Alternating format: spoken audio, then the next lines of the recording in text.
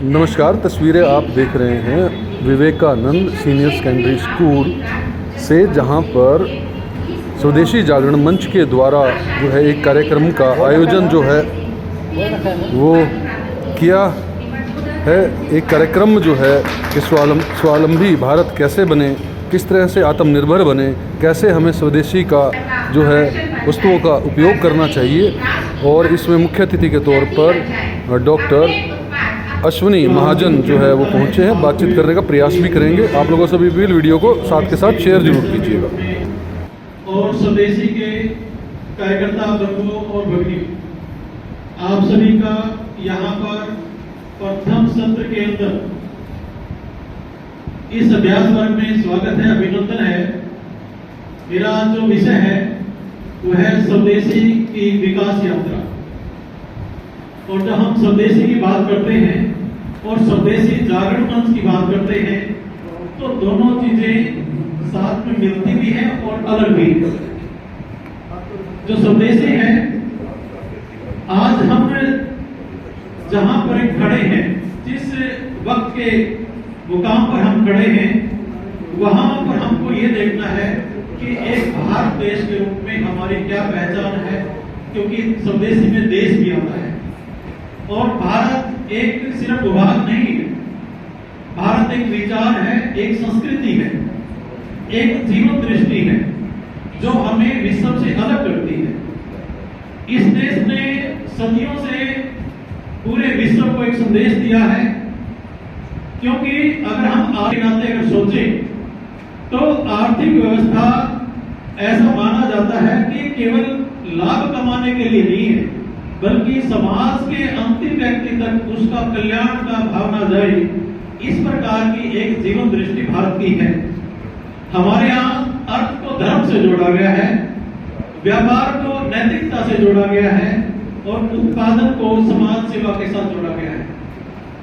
लेकिन दुर्भाग्य से जिस भी प्रकार की, चाहे वो साम्यवादी दृष्टिकोण हो अर्थव्यवस्था को लेकर, या फिर पूंजीवादी अर्थव्यवस्था को लेकर दृष्टिकोण, जो पश्चिमी दृष्टिकोण थे, उन्होंने भारत की स्वदेशी अर्थव्यवस्था को कमजोर नहीं किया, आर्थिक नीतियों को अपनाया। तो एक आईपीआर का मुद्दा आया, इंटेलेक्चुअल प्रॉपर्टी राइट्स का, जो कि बौद्धिक संपदा अधिकार के माध्यम से था।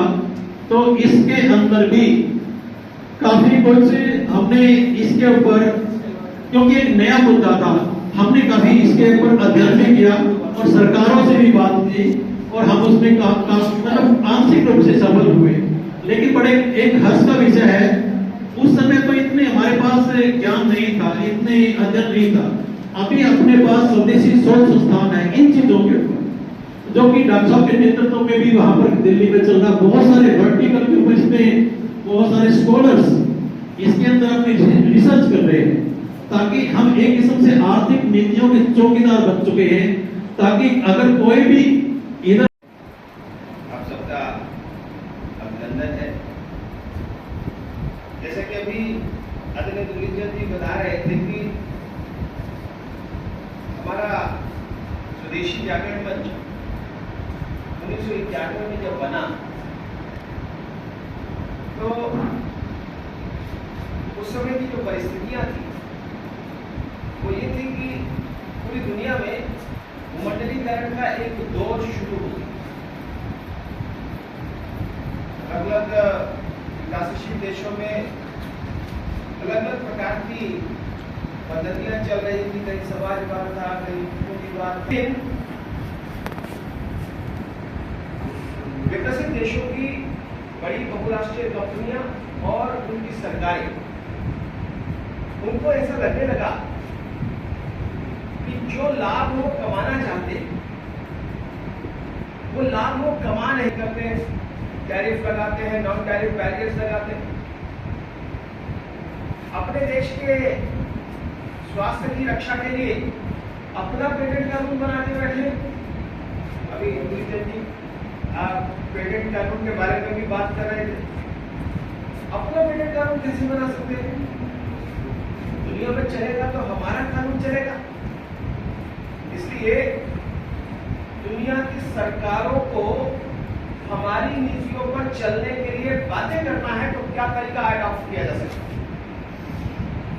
तरीके का नाम था भूमंडलीकरण, उस तरीके का नाम था वॉशिंगटन कंसेंसस।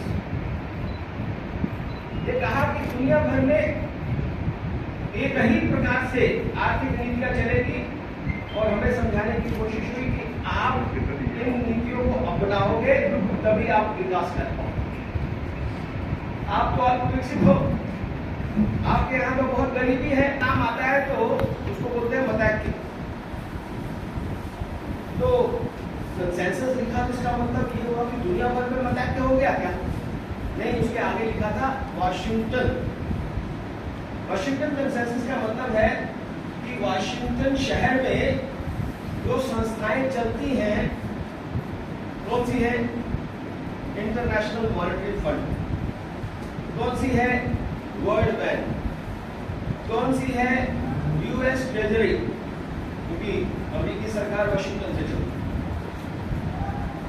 तो अमेरिकी सरकार, वर्ल्ड बैंक और आईएमएफ, इन सब लोगों ने मिलकर के एक नीतियों की एक सूची बनाई।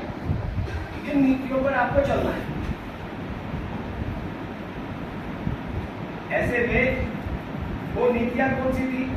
आपको अपने बाजार खोलने होंगे, टैरिफ को न्यूनतम करना होगा, आपको अपनी अर्थव्यवस्था में विदेशी कंपनियों को भागीदारी देने के लिए अपने निवेश कानूनों को बदलना पड़ेगा, आपको अपने एक्सचेंज रेट कैसे डिटरमाइन करते हैं उसको बदलना पड़ेगा, इंटरेस्ट रेट कैसे डिटरमाइन करते हैं उसको बदलना पड़ेगा, आपके बजट कैसे बनते हैं उसको बदलना पड़ेगा, आपका आईपीआर कानून क्या है उसको बदलना पड़ेगा, आपका प्रॉपर्टी का कानून क्या है उसको भी बदलना पड़ेगा, आपको रिफॉर्म्स। नमस्कार दोस्तों, स्वदेशी जागरण मंच करनाल के कार्यक्रम जहाँ पर मुख्य वक्ता डॉक्टर अश्विनी महाजन जी जो है, नमस्कार और एक प्रेस वार्ता रखी हुई है। सर, आपका बहुत बहुत स्वागत है। क्या जानकारी देना चाहते हैं? थोड़ा हम अपना विषय रखते हैं, उसके बाद फिर मित्रों,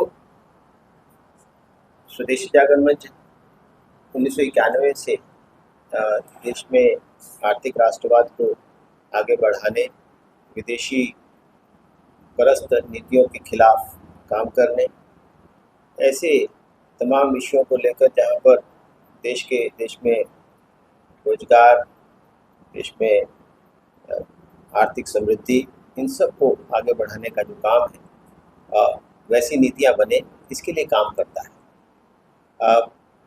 वर्तमान युग में आज हम देख रहे हैं कि पिछले लगभग 3 महीने से जो अमेरिका, इजराइल और ईरान के बीच में युद्ध चल रहा है, इसके कारण पूरी दुनिया संकट में है, भारत भी है। दुनिया में जितनी महंगाई हुई है बाकी सब मुल्कों में, भारत उस महंगाई में थोड़ा कम है, यानी दुनिया में महंगाई ज़्यादा तेज़ी से बढ़ी है, चाहे वो अमेरिका हो, बाकी मुल्क हो। वहाँ के लोगों को बहुत प्रभाव पड़ा है, भारत पर भी इसका प्रभाव है और भी हो सकता है। इस दृष्टि से हमें जागरूक रहने की आवश्यकता होगी। अपने देश को कैसे हम बचा सकते हैं, उसकी आर्थिकी को कैसे बचा सकते हैं, उसके ऊपर भी हमें विचार करना होगा। उस दृष्टि से प्रधानमंत्री जी ने भी कहा है और स्वदेशी जागरण मंच ने भी एक अभियान ये छेड़ा है कि कैसे हम लोगों को प्रेरित करें कि जो आयातित वस्तुएं हैं, चाहे वो तेल है, चाहे वो खाद्य तेल है, चाहे वो हमारा जो विदेशों में यात्रा है उस पर जो खर्च होता है, ऐसे और या सोना है, जितनी भी आयातित वस्तुएं हैं उन पर हमारा खर्च कम से कम हो और देश में लोगों को पर्यटन के लिए देश के अंदर पर्यटन करें, इसके लिए प्रेरित किया जाए। विदेशों में वो कम से कम करें, कार पूलिंग करें, वर्क फ्रॉम होम के जितना भी हो सके उतना वो करने का प्रयास करें ताकि विदेशी मुद्रा को बचाया जा सके। आज हमारे पास विदेशी मुद्रा भंडार पर्याप्त मात्रा में है, लेकिन वो विदेशी मुद्रा भंडार उतने पर्याप्त नहीं रहते हैं जब ऐसे संकट आते हैं। तो उस दृष्टि से स्वदेशी जागरण मंच बहुत लंबे समय से आत्मनिर्भरता की वकालत करता रहा है। हमारा ये कहना है कि विदेशों से आने वाला जो साजो सामान है, ऐसे अधिकांश साजो सामान है वो भारत में बन सकता है, बनता है। ऐसे में जो भी चीज़ें भारत में बनती हैं, सरकार से हमारा निवेदन है उन सब चीज़ों पर, विदेशों से आने वाली वस्तुओं पर आयात शुल्क बढ़ाया जाए, उनको अन्य प्रकार से रोकने का प्रयास किया जाए। हम सरकार का अभिनंदन करते हैं इस विषय के लिए कि पहले सोलर पैनल्स बहुत ज़्यादा आयात होते थे। आज 1 जून 2026 से सोलर पैनल्स के ऊपर DCR की कंडीशन लगा दी गई है। इसी प्रकार से जैसे हम बहुत पहले जो हमारे डिफेंस के गुड्स हैं, चाहे वो तोप है, चाहे वो दूसरे प्रकार के प्रतिरक्षा के सामान हैं, पहले हम विदेशों से खरीदा करते थे। आज हम न केवल भारत में खरीदते हैं, भारतीय प्रतिरक्षा का सामान खरीदते हैं, बल्कि दुनिया भर को उसको एक्सपोर्ट कर रहे हैं। हमने हमारा एंटी ड्रोन सिस्टम जो है पूरी दुनिया को हमने प्रदर्शित कर दिया है कि हमारा anti drone system the best है। हमारे आकाश या दूसरे जो मिसाइल हैं वो भी ब्रह्मोस है, वो भी दुनिया में सबसे बेस्ट दिखाई दिए हैं। हमारी तोपें सबसे बेस्ट हैं, हमारी राइफल सबसे बेस्ट है। तो ऐसे में हम अपने देश, ये एक नया स्वदेशी है, नए स्वदेशी का आत्मनिर्भरता का प्रतीक है। उसी प्रकार से हम केमिकल्स हो, इलेक्ट्रॉनिक्स और टेलीकॉम का सामान हो, 5GI हमने बना दिया, तो यह एक बहुत बड़ा प्रमाण है कि हम दुनिया में टेलीकॉम की प्रौद्योगिकी में भी कहीं पीछे नहीं। हमने चंद्रयान बना दिया, दिखा दिया कि हम स्पेस में भी किसी से कम नहीं है। तो ऐसे लिए मैं जो इसको कंप्लीट करूँ, ऐसे में इन सब चीज़ों को यदि हम अपने देश में, जो भी हमारे देश में वस्तुएं बनती हैं, बेस्ट बनती है, हो सकता है उसकी कॉस्ट थोड़ी बहुत ज़्यादा हो, लेकिन आत्मनिर्भरता बहुत ज़रूरी है, क्योंकि आत्मनिर्भर होंगे तो विदेशों पर हमारी निर्भरता कम होगी, हमारा फॉरेन एक्सचेंज कम जाएगा, हमारा रुपया मजबूत होगा। तो बस आप सबके लिए नहीं हो सकता। मैंने कहा जितना संभव है उतना। जॉब ऑफिशियल जॉब भी है सर, लेकिन सर सबसे बड़ी बात यह है, मैंने पहले कहा जितना संभव। सर जितनी भी है, आपने स्वदेशी की बात करी है, भारत के अंदर जितनी भी स्वदेशी की कोई चीजें हैं, सारी की सारी जो है वो महंगी हैं। ऐसा क्यों है? जबकि विदेशों से अगर कोई सामान खरीदते हैं वो हमको सस्ता पड़ता है, और जितनी भी भारत में चीजें बनती हैं, आटा दाल से लेकर के कोई भी चीज बनती है वो सब महंगी मिलती है। ऐसा क्यों? और जबकि आप कहते हैं कि स्वदेशी अपनाओ।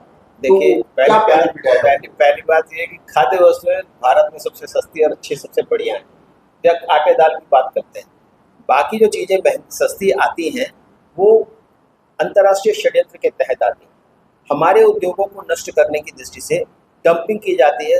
पूरे हमारे देश में इतनी एंटी डंपिंग ड्यूटीज़ के लिए रिकमेंडेशंस आती हैं, वो सब इसलिए है कि मैं आपको एक उदाहरण के नाते बताता हूँ। पेनिसिलिन जी एक API है जो एमॉक्सिसाइक्लिन के लिए इस्तेमाल किया जाता है। वो पेनिसिलिन जी, उसकी इंटरनेशनल प्राइस थी $22। चीन ने उसको $9 में बेचना शुरू किया। हमारी पेनिसिलिन जी इंडस्ट्री बंद हो गई, हमारी सारी API इंडस्ट्री इस प्रकार से बंद हो गई। जब हमारी इंडस्ट्री बंद हो गई तो चीन ने उसी की कीमत $35 कर दी। यानी हमें उसके ऊपर इतना कष्ट हुआ कि हमारी दवाइयाँ और महंगी हो गई। इसलिए जरूरत इस बात की है, चाहे वो रेयर अर्थ मटेरियल है, चाहे वो सेमीकंडक्टर्स हैं, चाहे वो ग्लोबल जो स्पेशल क्रिटिकल मिनरल्स हैं या क्रिटिकल रॉ मटेरियल है, इन सब को हम भारत में निर्माण करें। और भारत नहीं बना सकता ऐसा नहीं है, हमने विचार नहीं किया। रेयर अर्थ मटेरियल में भारत सबसे रिच है, लेकिन हमने उसकी एक्सट्रैक्शन, उसकी प्रोसेसिंग, उसकी मैन्युफैक्चरिंग की तरफ ध्यान नहीं दिया, इसलिए हम पीछे रह गए।